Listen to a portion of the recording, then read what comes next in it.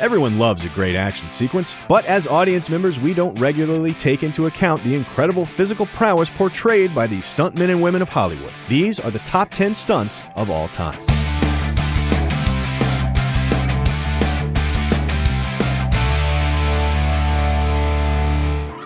I used to drag here back in high school.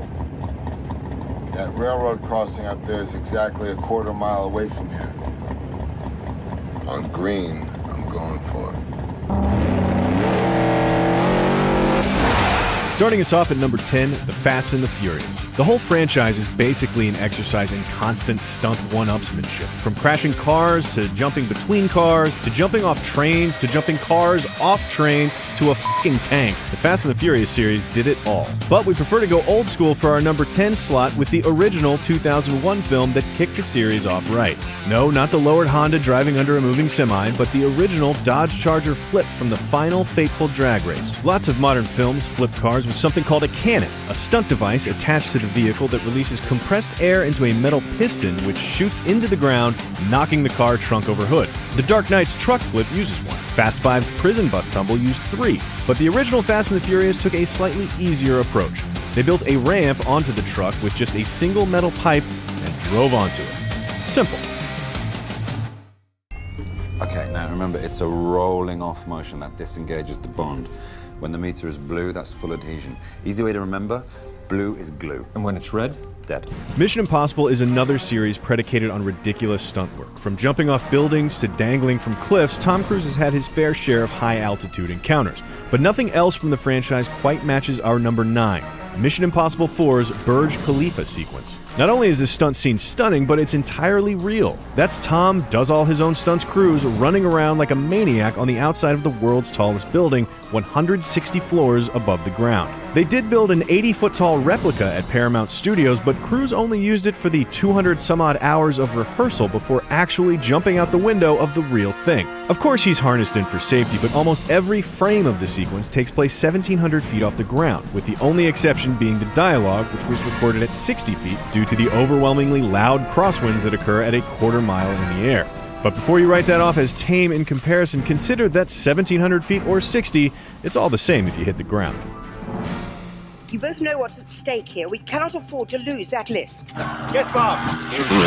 But if you like Mission Impossible stunts, the James Bond franchise is basically its big brother. We could fill this whole list with James Bond pre-credit sequences, but for number 8, we're just going to go with Skyfall.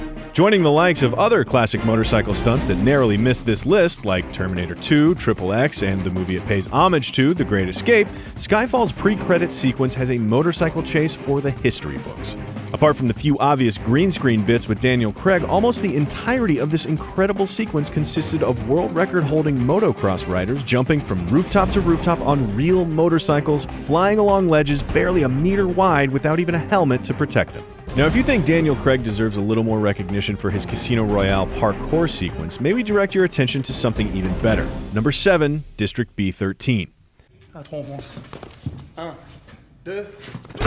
While lots of modern action films have tried to capitalize on the recent novelty of parkour by incorporating it into their set pieces, they've usually used a combination of stunt doubles, wire work, and CGI to do it. But District B13 took a different approach. They just cast the guy who invented it. David Bell, who you see here, is credited as the founder of the parkour movement, and everything you're seeing happen on screen is actually real. No wires, no CGI, no pads, just parkour. Ready? Here we go. Stuntmen often find themselves falling from uncomfortably high places, but it's not often that they base whole scenes on extended periods of freefall. Fortunately for us, the past few years have seen a number of movies with ridiculous stunt skydiving sequences. There's been the new Godzilla with a stunning scene which did use real skydivers, but also a whole lot of CGI. Iron Man 3, which had the Red Bull skydiving team hide parachutes beneath their costumes for an incredibly choreographed mid-air rescue that took over 600 parachute jumps to pull off. But our number 6 is actually Transformers 3, Dark of the Moon, which employed a team of wingsuit base jumpers to perform the first ever proximity flying through skyscrapers. The team spent 2 weeks practicing their formations and movements on building-shaped mountains in Switzerland before attempting this stunt. And Michael Bay wouldn't be Michael Bay if he didn't throw some extra CG in the mix, but the end result is exactly as death-defying as it seems. A few stuntmen in wingsuits weaving between buildings, flying on air. And while we're on the subject of base jumping, we'd be remiss if we didn't mention awesome stunts like Triple X's Corvette bridge jump to parachute and the Spy Who Loved Me's base jump on skis. But our number 5 goes to a different James Bond pre-credit sequence, because one simply wasn't enough. And while we've seen various incarnations of 007 flip both cars and boats, fight thousands of feet in the air, and run on the backs of actual live crocodiles, our pick goes to the serene bungee jump from GoldenEye.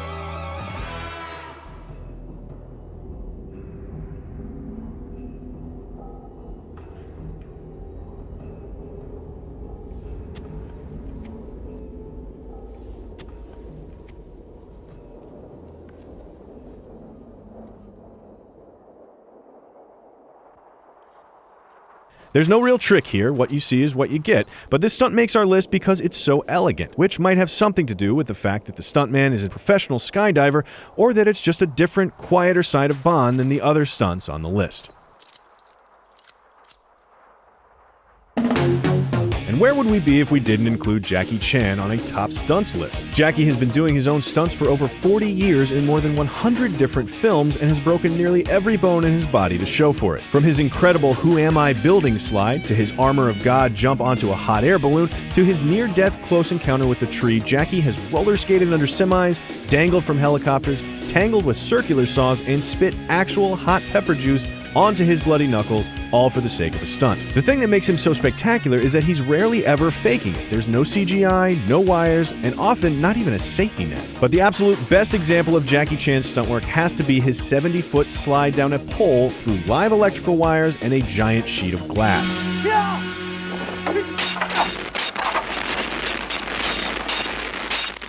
Not only did he suffer cuts, electrocution, a dislocated pelvis, and near paralysis from the stunt, but he burned off all the skin on his hands from sliding down the pole.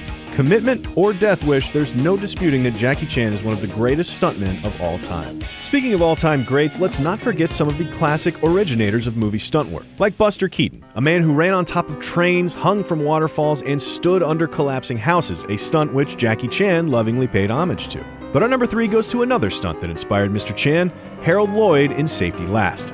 Safety Last is most famous for the clock dangling stunt, a feat of real athleticism that was thankfully less dangerous than it looked, but the rest of Lloyd's climb up multiple stories very clearly trades in real danger.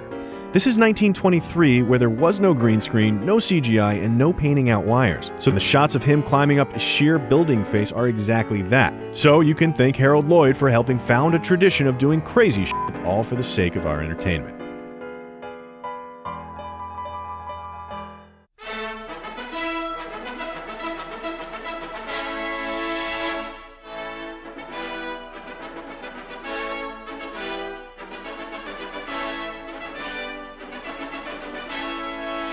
In keeping with classics, next up at number 2 is the Chariot Race from Ben-Hur. The very definition of an epic, Ben-Hur was the most expensive film shot at the time at a massive $15 million. A quarter of that money was spent on this chariot scene, which featured 78 horses and 15,000 extras on an 18-acre set over the course of 5 weeks. What's even more astounding is that, with only one exception, Charlton Heston and Stephen Boyd drove their own chariots in every shot. The one occasion Charlton Heston used a stunt double was for the 100% real chariot jump. Now, the stunts were co-directed by legendary coordinator Yakima Canutt, who used his son Joe to double Heston for the jump. But when Joe went to do the jump, he didn't listen to his father's suggestion to slow down and hook himself in, and consequently tumbled out of the chariot, a moment which made it into the final cut completely unplanned. But everyone watching, his father included, thought he had surely died as they saw the horses drag him along the ground untethered until he was fortunately able to crawl back into the chariot to safety, with only a scratch on his chin to show for it. But it almost seemed hypocritical of Yakima to talk to his son about hooking in and slowing down if you consider our number 1 spot, Stagecoach.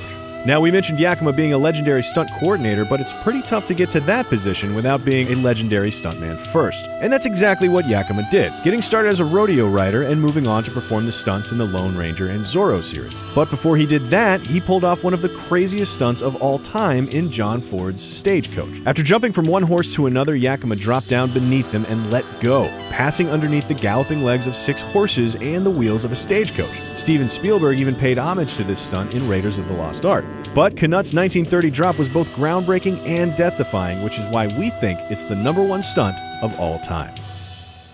So what do you think? Did we leave any of your favorite stunts out? Were any of the ones we mentioned here not up to snuff? Let us know in the comments below and subscribe to Cinefix for more IndieWire movie list.